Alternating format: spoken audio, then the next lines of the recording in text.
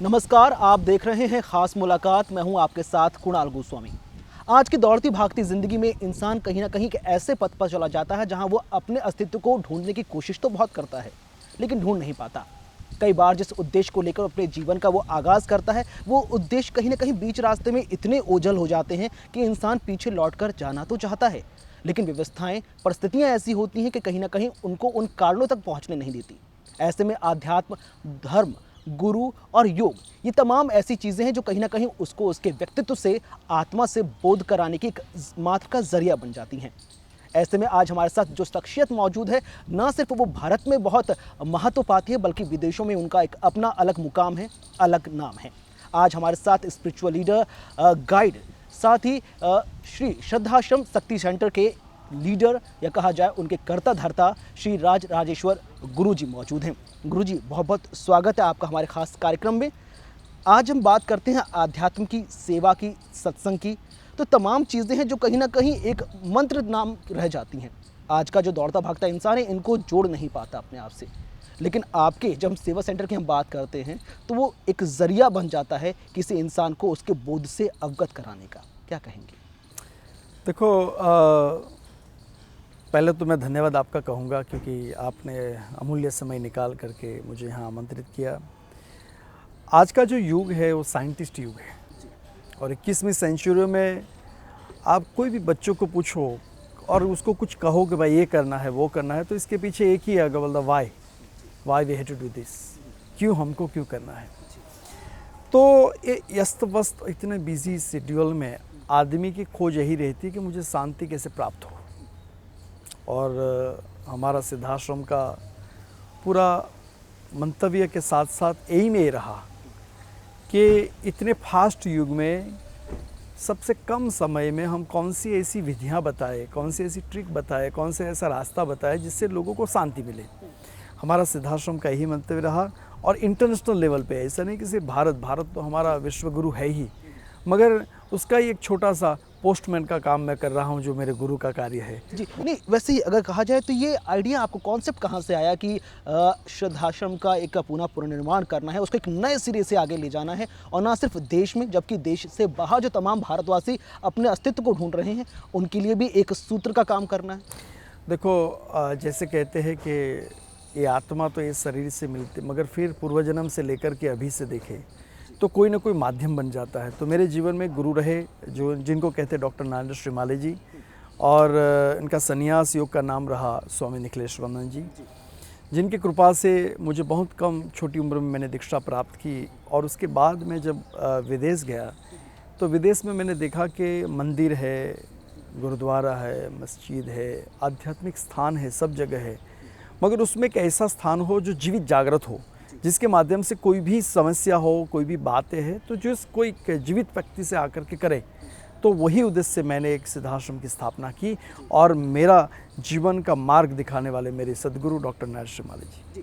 वैसे हम अपने तमाम दर्शकों को बता दें कि गुरुजी विशेष तौर पर स्पिरिचुअल लीडर श्री श्री रविशंकर के जो यमुना नदी के किनारे मेगा शो चल रहा है उसके लिए भारत मुख्य दौर पर है। अभी तक का एक दिन का अनुभव कैसा रहा उसका? मेरा अनुभव ये रहा, तो सबसे पहले हमारे इंद्रदेव बारिश ने कल आशीर्वाद दिया और सबसे अच्छा काम ये किया कि जैसे शुभ संदेश के साथ शुभ शुरुआत ही अच्छी रही, और ऐसा विशाल कार्यक्रम के साथ साथ संतों का समूह, और सबसे अच्छी बात यह है कि संगीत, नृत्य और जो हमारे भारत की विशेषता है उसका पूरा प्रदर्शन एक जगह, जिसको कहते हैं, कल मोदी जी ने भी कहा कि ये संगीत का मेला है, एक ज्ञान का मेला है, एक नृत्य का मेला है, तो ऐसा पूर्ण अनुभव हुआ। जी, जब हम आपके व्यक्तित्व को उकेरने की कोशिश करते हैं तो कई तरह की उपाधियां मिलती हैं हम लोग को। आपको कोई सामाजिक कार्यकर्ता के नाम से भी जानता है, आध्यात्मिक गुरु के नाम से भी जानता है, स्पिरिचुअल लीडर भी आप हैं।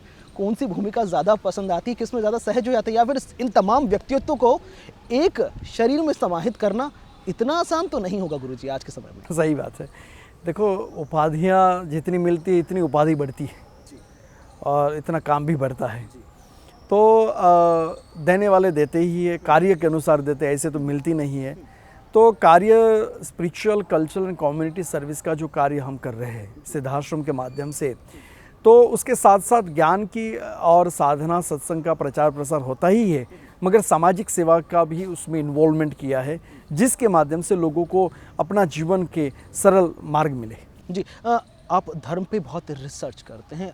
अगर कोई भी व्यक्ति जब किसी स्पिरिचुअल लीडर के नज़दीक आता है तो सबसे पहला सवाल खड़ा होता है कि आज के समय में हम इस तरह के मेगा शोज़ कर रहे हैं, अलग अलग जाके आयोजन किए जा रहे हैं, धर्म को आखिर आवश्यकता क्यों पड़ रही है इन तमाम चीज़ों की, इन आयोजनों की? क्या वाकई में धर्म कमज़ोर हो रहा है? देखो, धर्म कमज़ोर नहीं हो रहा है, मगर दूध के अंदर छाछ है, छाछ के अंदर मक्खन है, मक्खन के अंदर ही घी है। सिर्फ उसका प्रोसेस दिखाना ज़रूरी है। वैसे ही ये जो कार्य हो रहा है उसमें दूध तो है ही, मगर छाछ बनाने की क्रिया एक समाज को दिखानी पड़ती है, बतानी पड़ती है, जागृत करनी पड़ती है। और जैसे कोई भी विशेष आध्यात्मिक कार्यक्रम के पीछे एक ही उद्देश्य रहता है कि अपना धर्म, अपना चाहे कोई भी धर्म का आप कहाँ भी पैदा हो, उस धर्मों को जीवित जागृत करने के लिए एक तरीका है। त्यौहार हो, उत्सव हो, वार है, उसका एक त्यौहार है कि लोग जागो, उठो, अपना आप कौन हो उसको पहचानो, उसका मकसद यही रहता है। जी, जब आज हम बात करते तो एक समय था जब धर्म और आध्यात्म एक साथ एक नाव में चलते थे, लेकिन आज कहीं ना कहीं धर्म और आध्यात्म को अलग अलग करने की कोशिश की गई है। जब अध्यात्म और धर्म अलग होते हैं तो धर्म को राजनीति से जोड़ दिया जाता है। क्या सोच रखते हैं, आपके क्या कुछ विचार हैं इन तमाम परिस्थितियों पे? आपने बहुत सुंदर बताया। मैं तो कहता हूँ धर्म जो है एक तालाब जैसा है और आध्यात्मिक है एक समंदर है। मगर अपने आप में आज के ज़माने के अंदर राजनीतिक भी बहुत ज़रूरी है और धर्म भी ज़रूरी है, क्योंकि आप धर्म का कुछ कार्य करो तो राजनीतिक वाले आ जाते हैं, भाई ये नहीं करो, वो नहीं करो, ये नहीं करो, ये सब करते हैं। मगर राजनीतिक के साथ साथ धर्म वाले लोग भी राजनीतिक के कायदे के अनुसार चले और राजनीतिक के लोग भी धर्म के साथ चले तो आध्यात्मिक का समंदर अपने आप में विशाल है ही। जी, अच्छा, क्या ज़्यादा आसान है भारत में धर्म और आध्यात्म का प्रचार प्रसार करना, या जिस तरह से आप यूनाइटेड किंगडम में वहाँ पर बैठ के वहाँ के लोगों की मूल जड़ों को मजबूत कर रहे हैं, वो आसान करना ज़्यादा? मैं तो ये कहूँगा कि जो बच्चे को अडॉप्ट करते हैं ना आप, तो आप ज़्यादा देखभाल करोगे, क्योंकि 10 साल के शादी के बाद अगर बच्चा नहीं है आपके पास और कोई अडॉप्ट करोगे तो उसकी ज़्यादा संभाल करेंगे। तो जो मैं देश विदेशों में जब अपने आध्यात्मिक का प्रचार प्रसार करता हूँ, मुझे बहुत आसान लगता है। क्यों कि एक ब्लैंक पेपर पे कुछ लिखा जाए तो अच्छी तरह से पढ़ पाओगे, मगर जो लिखा हुआ पेपर पे आप लिखोगे तो आप पढ़ने के लिए तकलीफ हो जाएगी। अच्छा, अगर बात करें हम यूनाइटेड किंगडम की, हम बात कर रहे हैं, तो आप बाकायदा आमंत्रित किए गए क्वीन एलिजाबेथ के साथ एक मील करने के लिए, एक भोजन के लिए। कैसा कुछ अनुभव रहा, क्या कुछ स्थितियाँ थी, आगे बढ़ते चले गए? मैंने जैसे मैं हिंदू हूँ और हिंदुस्तानी हूँ, गर्व है मुझे। और हम पढ़ते थे कि आम के पेड़ के ऊपर जब आम लगता है तो झुकता है, वैसी ही क्रिया मैंने क्वीन एलिजाबेथ में भी देखी कि इतनी सत्ता के अनुसार भी उसके अंदर कोई गर्व नहीं है, कोई अभिमान नहीं है और बिल्कुल रिस्पेक्टेड व्यक्ति है जो ह्यूमन वैल्यू में ज़्यादा बिलीव करते हैं। ऐसा मेरा अनुभव रहा। जी, डेविड कैमरून जो ब्रिटेन के प्राइम मिनिस्टर हैं, उनके साथ भी आपकी मुलाकात हुई, रूबरू हुए, क्या कुछ शब्द रहे होंगे आपके? देखो, इलेक्शन से पहले मैंने उनको पहले तो रुद्राक्ष की माला दी और मैंने कहा कि ये होली बीट्स है और भगवान हमारे शिव जो अच्छे कार्य करते हैं वो सबकी देखभाल करते हैं, तो आप भी उनको रखो और आपको भी गुड लक मिलेगा।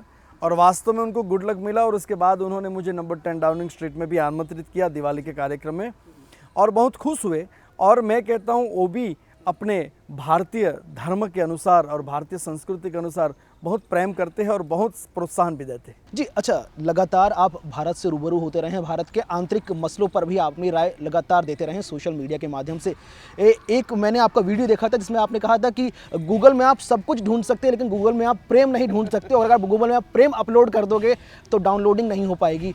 कहाँ से आते हैं ये विचार और क्या कुछ स्रोत है आज के, अगर युवा की हम बात करें, क्योंकि इंसान तो एक आज का युवा सिर्फ गूगल तक ही सीमित रह गया है। मैं तो कहता हूँ आज गूगलनाथ भगवान सबसे बड़े हैं, क्योंकि शास्त्र खोलो तो बोलते हैं इसमें वेद में ये लिखा, तो वेद कहाँ ढूंढोगे, गूगल करो ये तो उसमें आ जाता है। मगर 3 प्रकार के लोग होते हैं, 3 प्रकार के साधक भी होते हैं। एक ब्लूटूथ जैसे होते हैं, मोबाइल से संपर्क करो तो अपने आप में फाइल ट्रांसफ़र होती है। दूसरे होते हैं वाईफाई की तरह, यानी कि वो एरिया में जब तक जाएंगे तब तक उसका नेटवर्क मिलेगा। और तीसरे होते हैं इंटरनेट की तरह, कहीं भी जाओ तो उसका मिलता है। तो ये जो विचारधारा और ये जो बातें हैं, मैं तो यही कहूँगा कि जब आप इन्वॉल्व हो जाते हैं जब आध्यात्मिक जगत से, तो आध्यात्मिक जगत की जो चेतना है अपने आप में विचार को प्राप्त करा देगी। और जब विचार को प्राप्त करा देगी तो उसके साथ साथ प्रैक्टिकल क्या है उस चीज़ को देखोगे तो अपने आप में रिजल्ट वहाँ आ जाएगा। जी, आप लगातार दूसरे धर्मों के धर्मगुरुओं से संपर्क में रहते हैं, अपने आदान प्रदान विचार करते हैं, लेकिन अब माहौल इस कदर होता जा रहा है कि एक धर्मगुरु अपने आप को सर्वश्रेष्ठ बताने की कोशिश करता है और कवायद इस तरह की चली है कि मेरा धर्म ऊंचा, तेरा धर्म नीचा। ये आपको लगता है जो प्लेटफॉर्म आज ये सिनेरियो जो क्रिएट हो गया, ये कहीं ना कहीं गलत जा रहा है? सही बात है। हर माँ यही सोचती है कि मेरा बेटा सर्वश्रेष्ठ है और हर धर्मगुरु यही सोचता है कि मेरा धर्म सर्वश्रेष्ठ है। मगर मेरा संदेश यही रहता है कि किसी की लकीर छोटी करके अपनी लकीर बड़ी मत करो, उनकी लकीर वहाँ ही रखो और अपनी लकीर जहाँ ले जा सके वहाँ ले करके अपने पास क्या है वो दिखाने की कोशिश कीजिए और दूसरे को नीचे गिराने की कोशिश मत कीजिए। अगर एक क्रिया है जितने आध्यात्मिक लीडर अगर सीख लाए जीवन के अंदर तो मेरे ख्याल से झगड़ा जैसी बात ही नहीं होगी। जी, और अगर हम बात कर लें हम आज की ज़िंदगी में आध्यात्म के महत्व की, आज का जो कहते हैं ना टेक्नो फ्रेंडली युवा है, आप भी टेक्नोलॉजी से काफ़ी जुड़े रहते हैं, अपने आप को आध्यात्म और टेक्नोलॉजी से कैसे दूर रख पाते हैं और किस तरह का ये कोऑर्डिनेशन आप बना पाते हैं? मेरे ख्याल से अगर ज्ञान है तो उसके साथ विज्ञान जरूरी है आज के जीवन में। अगर विज्ञान नहीं है, जैसे मैं आज से आपसे बात कर रहा हूँ, अगर मीडिया टेक्नोलॉजी नहीं हो तो ये हजारों करोड़ों लोग कैसे सुन सकते। तो 21वीं सेंचुरी के अंदर मैं तो ये कहूँगा अगर ज्ञान है तो विज्ञान है और विज्ञान है वहाँ ज्ञान है। ये दोनों एक सिक्के की दो बाजू है। जब एक क्रिया साथ में होगी तो अपने आप में अपना संदेश समाज में पहुंचाने के लिए बहुत आसान बन जाता है। तो मैं दोनों को रिस्पेक्ट करता हूं, दोनों को इतना ही, क्योंकि मैं कहता हूं कि नहीं हमारा धर्म ही बड़ा है। तो आप घर में जा कर के जो रोटियां खाते हो वो भी गैस से बनती है, जो एसी कमरे में बैठे वो भी विज्ञान ने बनाया है, जो आप गाड़ी से लेकर चल रहे वो भी विज्ञान ने बनाई है, फ्लाइट में जाते हो विज्ञान ने बनाई है। तो विज्ञान को हम छोटा नहीं कह सकते। मैं तो कहूँगा कि ज्ञान के माध्यम से विज्ञान की उत्पत्ति हुई और विज्ञान के माध्यम से ज्ञान का प्रचार प्रसार हो रहा है। जी, अच्छा, अगर हम बात करें कुछ और भी ऐसे मसले हैं जो हिंदू धर्मों में अभी भारत में हाल ही में उठे हैं। अगर हम शनि शिंगणापुर का मैटर आपको पता होगा कि हाल ही में महिलाएं गर्भगृह में जाने की इजाज़त मांग रही हैं। अब तो महिला पुजारियों की बात भी उठने लगी है। इन तमाम परिस्थितियों को आप किस तरह से देखते हैं? कहीं आहत होते हैं कि धर्म को इस तरह से विवाद का मूल बना दिया है, अखाड़ा कर दिया गया, बना दिया गया है? माँ के गर्भ में जब बच्चा होता है तो 3 महीने 28 दिन के बाद उसको पता चलता है कि मेल है कि फीमेल है। और साधनात्मक जगत में कोई स्त्री और पुरुष का कोई बताया साधनात्मक जगत में नहीं बताया। हाँ, स्त्री है तो स्त्री अपने आप में अगर शक्ति की हम आराधना करते हैं, संसार के अंदर जितनी शक्तियाँ हैं उसकी हम पूजा करते हैं, लक्ष्मी है, शक्ति है, सरस्वती शक्ति है, काली शक्ति है, तो वो शक्ति की आराधना करते हैं, उनको पूजन करते हैं। और बाद में ये सब अपने आप में जो पिक्चर बन रहा है और बाद में अपने आप में जो नोटिस बोर्ड पे ये सब चीज़ आ रही है, तो एक शर्मजनक बात है कि एक रूप से हम कहते कि नारी का सम्मान करो और दूसरे रूप से हम कहते कि वहाँ नहीं जाना चाहिए। तो मेरे ख्याल से और मेरे मतानुसार ये बात उचित नहीं लग रही है। जी, अच्छा, आप लगातार पॉलिटिकल नेताओं से भी मिलते रहते हैं, तमाम चीज़ें गवाह हैं, सोशल मीडिया गवाह है कि आप लगातार संपर्क में रहते हैं। धर्म गुरुओं का राजनीति में प्रवेश किस तरह से आप देखते हैं? क्या लगता है कि धर्म को और राजनीति को अलग रखना चाहिए और धर्म गुरुओं को सिर्फ धर्म का प्रचार प्रसार करना चाहिए, ना कि राजनीति में उतरना चाहिए? मेरे ख्याल से राजनीति को धर्म की ज़रूरत है ज़्यादा, और धर्म को भी राजनीति का सहारा लेके चलना पड़ता है। तो दोनों चीज़ एक दूसरे के साथ अगर दोनों पैर की तरह चले तो संसार के अंदर बहुत कुछ कार्य कर सकते हैं। मगर धर्म गुरु और आध्यात्मिक गुरु उस अपने आप में पॉलिटिक्स को पूर्ण रूप से पॉलिटिक्स नहीं बना करके अपना एक फर्ज बना करके चले तो कार्य। अच्छा, अगर आज के वक्त में हम बात करते हैं आर्ट ऑफ लिविंग की, मगर कई बार आरोप लगता है स्पिरिचुअल लीडर्स पर कि वो आर्ट ऑफ पॉलिटिक्स ज़्यादा सिखाते हैं compare to Art of Living. इन आरोपों को आप किस तरह से देखते हैं? देखो, उनका निजी मामला होगा, मुझे इतना इनके बारे में ख्याल नहीं है। मगर मैं तो इतना कहूँगा कि पॉलिटिक्स अगर सिखाते हैं तो पॉलिटिक्स की भी आज ज़रूरत है, धर्म सिखाते तो धर्म की भी ज़रूरत है। हम तो चाहते हैं कि हमारे बच्चे, हमारा यूथ जो राजनीतिक भी सीखे और आध्यात्मिक जगत को भी सीखे, धर्म की जगत को भी सीखे और दोनों जीवन को बैलेंस करके चले तो जीवन में आनंद आएगा। जी, आप पारद से बहुत गहरा लगाव रखते हैं, विशेष आपको ज्ञान प्राप्त है, तमाम चीज़ों पे आप रिसर्च करते रहते हैं, मूर्तियाँ भी बहुत बड़ी बड़ी आपने बनवाई हैं जिसकी लोग दूर दूर से देखने आते हैं, उनको बकायदा। पारद से लगाव किस तरह से बना और आज क्या कुछ आप पारद की फील्ड में? मेरे सदगुरुदेव डॉक्टर नरेंद्र श्रीमाली जी और स्वामी निखिलेश्वरानंद जो संन्यास जीवन में नाम रहा, उनकी कृपा से पारद ज्ञान पारदेश्वर रसेश्वर दीक्षा प्राप्त हुई। और उसके बाद मैंने एक रिसर्च किया कि साइंस हर 3 महीने में एक नया मोबाइल बना सकता है, तो आध्यात्मिक जगत के गुरु और आध्यात्मिक जगत के जो व्यक्ति वो भी साइंटिस्ट है, वो नई चीज़ क्यों नहीं बना सकता? तो शास्त्रों को मनन और मंथन करने के बाद वो चीज़ आई जगत के अंदर और जीवन के अंदर कि पारद का महत्व बहुत है और पारद जो है भगवान शिव का वीर्य है, स्पर्म ऑफ लॉर्ड शिवा।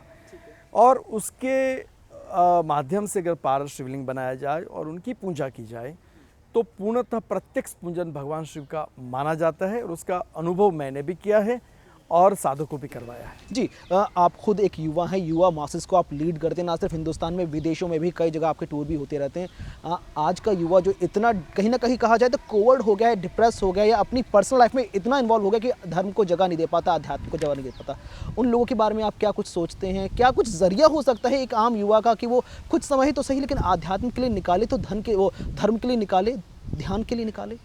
मैं तो कहूँगा कि संसार ने, ज्ञान ने, विज्ञान ने 24 घंटे दिए हैं, तो 24 घंटे आप काम कर रहे हैं तो उसके 24 घंटे में से 24 मिनट अगर आप खुद के लिए निकालोगे तो डिप्रेशन जैसी चीज़ नहीं आएगी। क्योंकि आज का युवा ज़रूरत से ज़्यादा डिमांड कर रहा है, उनको एक ही दिन में रिजल्ट चाहिए, एक ही दिन में अगर आपको मिलियनर बनना है तो हर चीज़ ढूंढता है कहीं से मुझे कुछ प्राप्त हो जाए। मगर वही युवा 24 घंटे में सिर्फ 24 मिनट ध्यान के माध्यम से, अपने इष्ट के माध्यम से, जो भी धर्म से आप पैदा हुए उनको याद करके अगर अपने आप में जो आत्मा है उसको रिचार्ज करने की कोशिश करेंगे तो जो चीज़ आप ढूंढ रहे हो उसकी प्राप्ति हो सकती है। मगर देयर इज़ अ वे। आपको भी एट द एज ऑफ 30 दीक्षा प्राप्त हो गई थी। क्या कुछ सिनेरियो रहा, क्या कुछ पहला ख्याल आया, कैसे पता चला कि दीक्षा प्राप्त हुई है? देखो, एक तो ये बात है कि ख्याल पहले ये आया कि आध्यात्मिक जगत से तो हर मानव जुड़ा हुआ ही होता है, मगर उसके लिए गाइडर चाहिए। जैसे मैं अभी वहाँ से जनकपुरी से यहाँ आया तो मुझे पता नहीं था, है तो दिल्ली में ही, मगर एक आदमी चाहिए जो मुझे यहाँ लेके आ सके। तो आध्यात्मिक जगत से आदमी जुड़ा हुआ ही होता है, मगर उसके लिए एक गुरु होता है। तो गुरु जब मिलता है तो जीवन की यात्रा सरल बन जाती है। और मुझे वही बात अपने आप में जीवन के अंदर ये अच्छी लगी कि मुझे कोई योग्य गुरु मिले, जिसके माध्यम से मैंने एक छोटे गांव में पैदा होने के बावजूद भी मैं आज एक विश्व के हर कोने के अंदर मैं अपना आध्यात्मिक जगत का कार्य कर रहा हूं।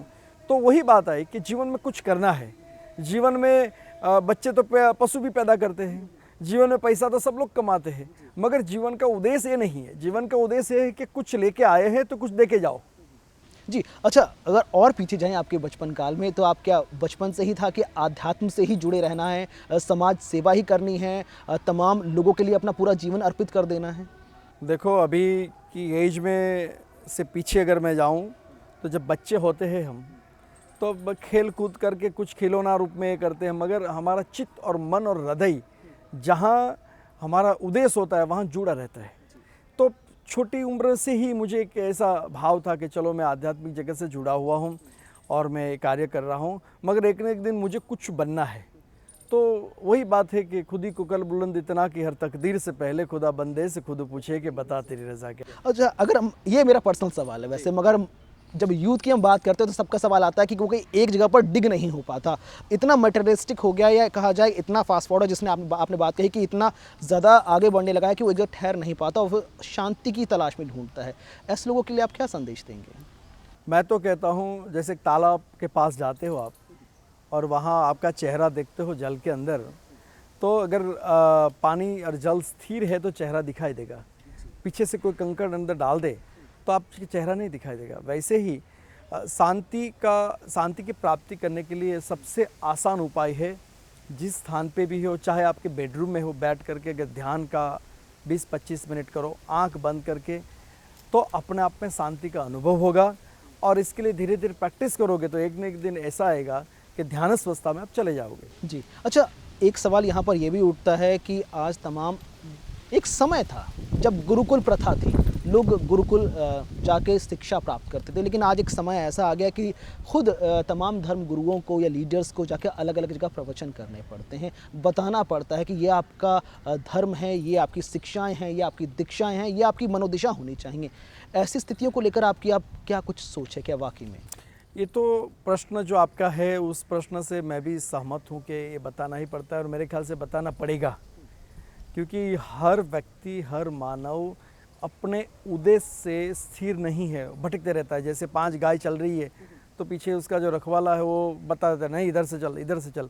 वैसे ही बच्चों को भी और अलग अलग जगह के जा कर के ये मेरे ख्याल से कंटिन्यूस करना ही पड़ेगा, तो ही अपने आप में जैसे दही में से अगर कुछ बनाना है, छाछ बनाने, तो उसको घोटते रहना। जी अच्छा, आज के समय में एनर्जी की बहुत कमी मानी जाती है, लेकिन आपको देख के लगता है कि फुल ऑफ एनर्जी, सुबह से लेकर शाम तक तमाम, ना सिर्फ देश में विदेश में भी आप उसी ऊर्जा के साथ तमाम अपना काम कर रहे हैं। अगर जो तमाम दर्शक इस वक्त आपको देख रहे हैं, क्या कुछ मूल मंत्र देंगे आज के समय में कि वे अपने व्यक्तित्व को निखार सकें, काम के साथ साथ धर्म और अध्यात्म को कुछ हद तक सही के समय तो दे पाएँ? देखो, मूल मंत्र तो यही रहेगा कि सबसे पहले अपने आप को पहचानो। दूसरी बात है कि अगर आपकी एनर्जी 24 घंटे में आप 6 घंटे नींद निकाल रहे हो तो आँख खोलने के बावजूद भी बेड में मत पड़े रहो। आँख खुल गई तो उठ गया, सुबह उठ गया, वहाँ से निकल करके पहले तो लोग आजकल क्या देखते हैं, तो सबसे पहले उठ करके भगवान या तो ऊपर वाले को याद करने से पहले व्हाट्सअप निकालते हैं, मोबाइल निकालते हैं कि इसमें क्या है, तो वो एनर्जी उसमें चली जाती है। तो सबसे पहली एनर्जी आप अपने आप में आत्मा और परमात्मा से जोड़ने की क्रिया करोगे। तो जैसे मुझे आपने प्रश्न किया कि एनर्जी कहाँ से आती है, एनर्जी तो वहाँ से आती है जो संसार में हर जगह जाती है, मगर कार्य ये है कि वो एनर्जी को प्राप्त करने के लिए 20 मिनट 24 मिनट स्थिर रहना पड़ेगा, तो 24 घंटे की एनर्जी उसमें आ जाएगी। चलिए, बहुत बहुत शुक्रिया गुरुजी, एक कीमती समय हम तक पहुंचाने के लिए। तो ये थे आज के हमारे खास मुलाकात में श्री राज राजेश्वर गुरुजी, इंटरनेशनल श्रद्धाश्रम शक्ति सेंटर के संस्थापक हैं और साथ ही ना सिर्फ देश में विदेशों में भी अपने काम को बखूबी अंजाम दे रहे हैं। आज के हमारे एपिसोड में बस इतना ही। अगले हफ्ते फिर हाजिर होंगे किसी और शख्सियत के साथ, कुछ सवाल होंगे, कुछ जवाब होंगे। तब तक के लिए हमें दें इजाज़त। नमस्कार।